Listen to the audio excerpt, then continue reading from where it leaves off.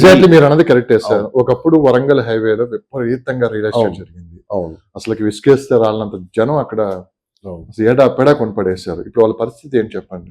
ఒక్కసారి హైప్ తీసుకొని వచ్చారు అక్కడ. చూడండి, రియల్ ఎస్టేట్ అనేది మీరు ఇన్వెస్ట్మెంట్ చేసేటప్పుడు you should have that your own analysis, own research.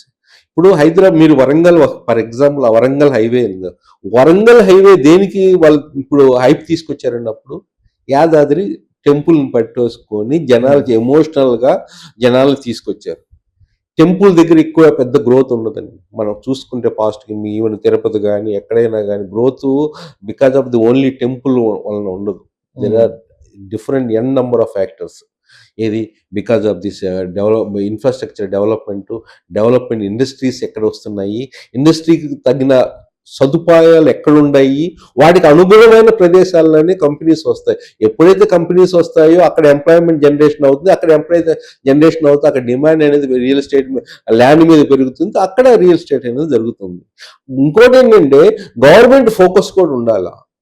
ఇప్పుడు ఎక్కడైనా మన ఇన్వెస్ట్మెంట్ నేను ఎందుకు చెప్తున్నానంటే ఒక ఇప్పుడు నేను చెప్తున్నా, ఫర్ ఎగ్జాంపుల్ నేను చెప్తాను ఫ్యూచర్ సిటీ సైడ్ వైపు మీరు వెళ్ళి ఈరోజు ఇన్వెస్ట్మెంట్ చేయండి, నెక్స్ట్ 10 years ట్రిపుల్ అవ్వకపోతే నన్ను అడగండి, నేను చెప్తాను. You counter anything, it will be until unless something drastic happens all over the globe, all over the India, that is different. But normal scenario without that one, future city area lo 10 years lo at least conventional conservative estimates 3 times పెరగడానికి అవకాశం. కానీ ఎంతమంది investment చేస్తారండి? Investment చేసే వాళ్ళు only large players, informed players, investors, smart investors అక్కడ investment చేస్తున్నారు, ధైర్యం ఉండి చేస్తున్నారు. కానీ నార్మల్ పర్సన్ ఇన్వెస్ట్మెంట్ చేయరండి. నార్మల్ పర్సన్ చూసేది ఏంటంటే మైండ్ సెట్ కనపడేది. ఓకే, చెట్లు ఇప్పుడు వెళ్తే ఏముంటుందని చాలా చోట్ల చెట్లు ఉంటాయి, అడుగులు ఉంటాయి, కొండలు. ఒకప్పుడు ఇవన్నీ మాదాపూర్ కానీ ఫిల్మ్ నగర్ కానీ ఇవన్నీ కూడా కొండలు కొట్టలే కదండి. అప్పుడెంత రేటు? ఏదో 20 years బ్యాక్ అది కొన్ని 2000 rupees పర్ స్క్వేర్ యార్డ్ ఉంది. ఈ రోజు లక్షల్లో పలుకుతుంది స్క్వేర్ యార్డ్. అంటే ఇన్వెస్ట్మెంట్ చేసే అనేది it is in skill. You need to know, skill నేర్చుకోవాలా, తెలుసుకోవాలా. Everybody will not having that. ఇంకోటి ధైర్యం ఉండాలి, గుండె ధైర్యం ఉండాలా. అందరికి ఉండదు. ఎందుకంటే ఇన్ఫర్మేషన్ వాళ్ళు కొంతమందికి ఇన్ఫార్మ్డ్ ఇన్వెస్ట్ చూడండి, కోట్లు గడించిన ఇప్పుడు ఇప్పుడు నేను చెప్పింది 2008లో కానీ 2000లో కానీ ఈ క్రైసిస్ చెప్తున్నాను, 2020లో కోవిడ్ టైంలో కానీ వీళ్ళందరూ కొంతమంది ఇన్వెస్ట్మెంట్ చేశారు కదా, వాళ్ళందరికి వెల్త్ అయితే క్రియేట్ అయింది. కానీ ఆ టైంలో అమ్మిన వాళ్ళకి కానీ కొననోళ్ళకి కానీ లాస్ అయినట్టు లెక్కనే. అంటే ఇది ఒక్కోసారి రియల్ ఎస్టేట్లో కూడా ఏంటంటే ఆపర్చునిటీ అనేది ఐడెంటిఫై చేయటం అనేది really it is an very challenging task. మనకు కనిపించేదంతా కరెక్ట్ కాదు, కానీ మన విజన్తో చూడాలా. గ్లోబల్ డెవలప్మెంట్స్ ఎలా ఉన్నాయి, ఇండియాలో డెవలప్మెంట్స్ ఎలా ఉండబోతున్నాయి నెక్స్ట్ 10 years. ఇండియాలో డెవలప్మెంట్స్ హైదరాబాద్కి ఏ విధంగా ఫేవరబుల్గా ఉన్నాయి, హైదరాబాద్లో మళ్ళీ ఏ లొకేషన్స్కి ఫేవరబుల్గా ఉన్నాయి అనే ఒక థాట్ ప్రాసెస్ అనేది మనం తీసుకొస్తే డెఫినెట్గా లొకేషన్స్ అనేది specific you can identify it.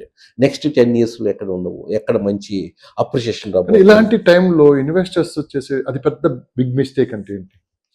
అది పెద్ద బిగ్ మిస్టేక్ ఏంటంటే భయం అండి. భయానికి దూరంగా వెళ్ళిపోయి స్టడీ చేయడానికి, ఓన్గా స్టడీ చేయడానికి టైం లేక, ఇంకోటి ఏంటంటే కన్ఫ్యూషన్ వాతావరణంలో ఉంటారు. కన్ఫ్యూషన్ వాతావరణం అంటే మెయిన్ ఏంటంటే ఎమోషనల్గా రియల్ ఎస్టేట్లో ఎక్కడైనా కానీ మార్కెటింగ్లో ఎస్పెషల్లీ ఇండియాలో ఎమోషనల్గా deal try to at, not ఎనలిటికల్గా చేసేవాళ్ళు తక్కువ మంది.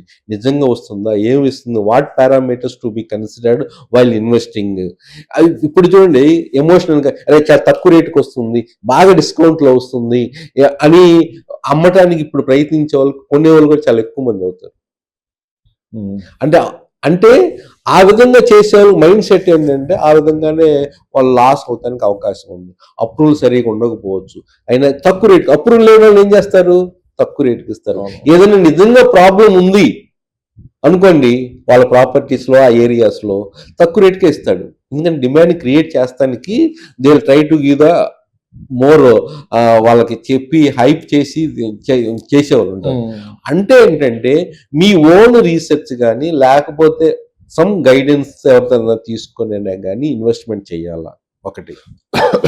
ఇంకో టెక్నిక్ ఏంటంటే ఇక్కడ యావరేజ్ ప్రైస్ ఇప్పుడు ఎంత ఉందని తెలుసుకొని ఇన్వెస్ట్మెంట్ చేయాలా, ఎవరు బిల్డర్స్ ఎవరు, వాళ్ళ యొక్క పాస్ట్ రికార్డ్స్ ఏంటి, ఇంకోటి రిస్క్ ఫ్యాక్టర్స్ కూడా అనలైజ్ చేయాలి. రిస్క్ అనలైసిస్ అని ఉంటుంది. రిస్క్ అనలైజ్ కూడా చాలా ఇంపార్టెంట్.